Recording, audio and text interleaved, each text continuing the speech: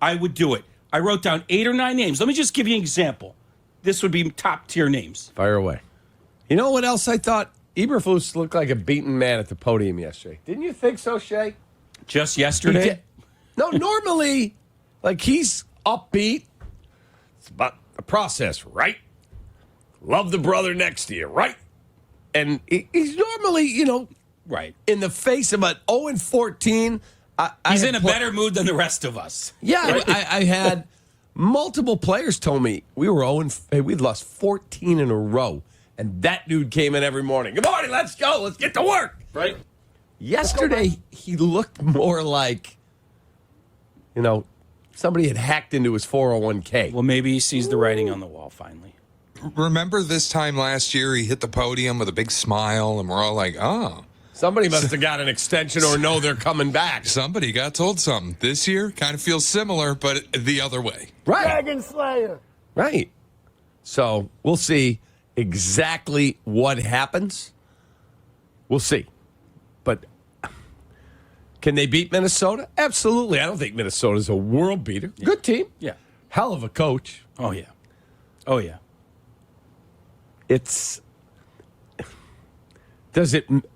Okay, let's assume you beat Minnesota. Does it really matter? Well, it goes back to that whole learning how to win thing. Like, I mean, again, we're in that vortex where we're in that sort of gray area. Do you want them to lose to get a higher pick, or do you want them to win so they can start learning how to win?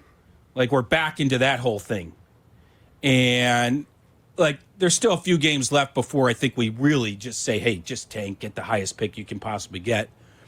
But the question is always, if they do win a few, does that save Eberflus's job? Like, do we all agree in this room right now he's not back? Is there any doubt, or is it because it's the McCaskies? You never know. He's gone. Right. What do you say, Shay? Gone, right? I have slight doubt, but like 95%, yeah. Yeah. So here's the thing, and I want to get into this with you. We can do it right now, 312-332-3776, because I want to get some people's thoughts on this, Cap.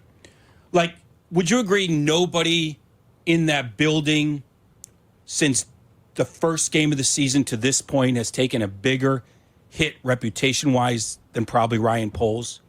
Because he had the furthest to fall. Eberflus's rep in this town wasn't that great in the first place. People weren't happy that he came back. Right.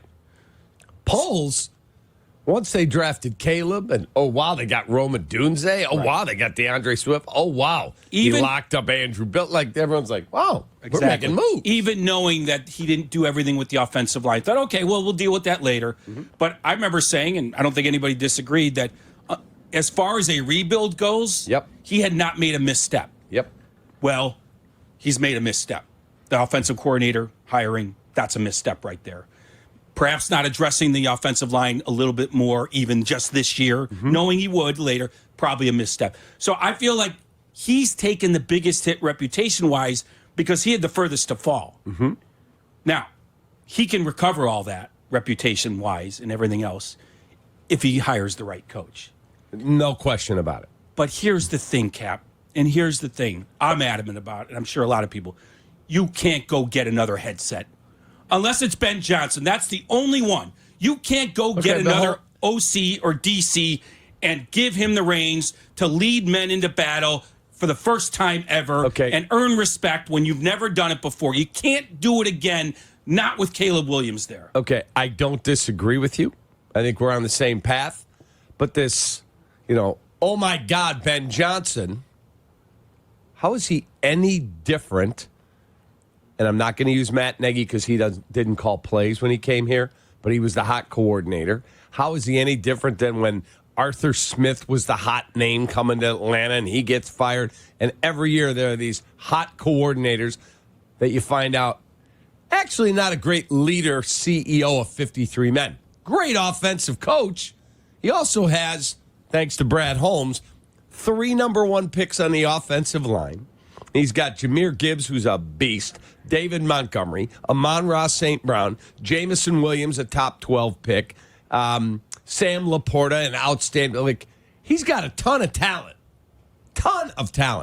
I don't know if that guy can be a head coach. No, I don't. You have no idea. Anyone that says that's the guy, they have no idea. I want a proven guy. Which is the point I'm making. I'm just giving one exception because he's proven to be a great offensive coordinator, and it feels like he could do.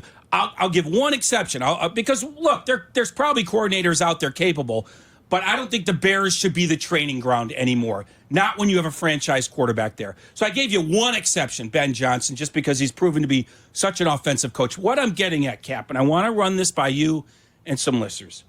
The idea, again, don't make the Bears the training ground for a first-time coach. This is going to sound crazy. It's outside the box, but it's not unheard of. And outside the box, things happen all the time. Why not attempt to trade for a proven coach? Yes, trade for a proven coach. It's worth whatever pick you have to give up, whatever picks you have to give up.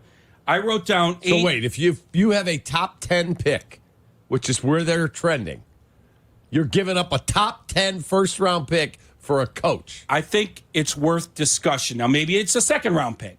I think it's all on the table, in my opinion. If you think coaching matters as much as I do, and I think we all do in the NFL these days, I would do it. I wrote down 8 or 9 names. Let me just give you an example. This would be top-tier names. Fire away. Okay, Sean McVay. Excuse me? He's been in L.A. for 8 years. There's already been some rumors he would leave, maybe go to broadcasting. He's young enough to do that and come back to coaching. What about a guy that's run its course in a place like that? Sean McVay. How do we know he wouldn't leave? Kyle Shanahan, 8 years as well. They've kind of underachieved. This year they're 500, injuries. Coaches all the time run their courses with their teams and are looking to move on, new challenge, new young quarterback. In McVay's case, Matthew Stafford getting a little bit old, right? Cooper Kupp getting a little old. Why not try something new? I don't know, Kyle Shanahan. Maybe he'd leave. Let me give you another one. They were talking about on Sportsmanlike. Kevin Stefanski, two-time coach of the year, has no quarterback now. Nothing. Why not lure one of these proven coaches to Chicago? Zach Taylor. I don't have a problem with I don't that. care. Mike McDaniel. I don't care. Try. Offer up a Zach package. Taylor may get fired in Cincinnati. Fine, I take him. Went to the Super Bowl, knows what he's doing. How do we know Sean Would McDermott? you hire a college coach? How do we know Sean McDermott after so many years of underachieving? What if they lose in the playoffs again? No, I wouldn't hire a college coach. Really? Now, Because there is one guy that intrigues me, and Shea guessed the wrong name yesterday. He thought I was going to say Ryan Day. It's not. No, I said I would lose my mind if you said the Ryan funny Day. part. Correct. The funny part about this idea is, Dan Lanning at Oregon. That dude is maybe, a beast. Maybe I would. Maybe I would there. Beast. I would talk to The him. funny thing is, you had that chance to hire Harbaugh for nothing. You wouldn't have to give up picks, and they passed on that. Now, hopefully, that was more about personalities. Kevin Warren doesn't like Harbaugh. The McCaskies, Harbaugh, blah, blah, blah. But if Ryan Poles wants to save everything, go find me one of these coaches. Offer up the Rams or the Niners or Cleveland. You can get him. You can get Stefanski. Sure about that? Yes, I think so. Would you hang out with the Haslams? I don't know. I'm just saying What you've about got to Be- try. What about Belichick? I don't think so. Give me one of these young up-and-coming guys that's proven something. I wouldn't do that. I wouldn't go backwards like that. I'm not saying I would either. My list, if I didn't make the trade, if I didn't do what you're advocating, which is interesting, I would interview Brian Flores 100%. I would interview Belichick to at least pick his brain and get his thoughts of what do we need to do. I don't have a problem with that. I would talk to, I got to see who gets fired, who is out there. Mike Vrabel would absolutely get an interview from me. I need an alpha in the room. But that might be the problem, right? Jim Harbaugh was an alpha. They didn't even make a call. Right? But again, I'm hoping that had to do with Kevin Warren, Big Ten issues there. Because you are right. An alpha in the room that's been there, done that. No more first-timers. Agreed. That's why I don't want. Maybe Eberflus was the point A to point B guy. He kept the room together, whatever. Fine. Now it's time for someone that's won and knows how to win at the end of games. So you want Joe Madden? Exactly. Surprise. But even in my analogy with these other coaches, Joel Quenneville. but Joe Madden, according to Theo at least, ran its course here, right? He ran its course. Maybe Sean McVay's run his course. Maybe Kyle Shanahan's run his course. Maybe Sean McDermott's run his course. Get one of these guys. Now, I would even bring up Kevin O'Connell, but you're not going to do it in the division. You're not getting Dan Campbell. You're not getting LaFleur. You're not getting O'Connell. Correct. But one of these other guys, I bet you could probably get him. Now, you might have to give up that top 10 pick. I don't know. But it might be worth it. Am I nuts? I don't think you're nuts. I just don't know if they have the Cojones. Like, I think Poles does. I like Ryan Poles. No GM is going to be perfect. They're not. Theo once said, you may have been there when he said it. I remember standing outside the Under Armour Performance Center in Arizona. And somebody brought up, maybe Gordon brought up some move he made that Probably was Gordon. just horrible.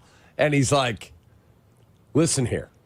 A good GM is going to be right like 57% of the time.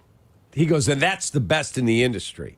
He goes, you take all your moves and go, that worked, that didn't. And he goes, that's it.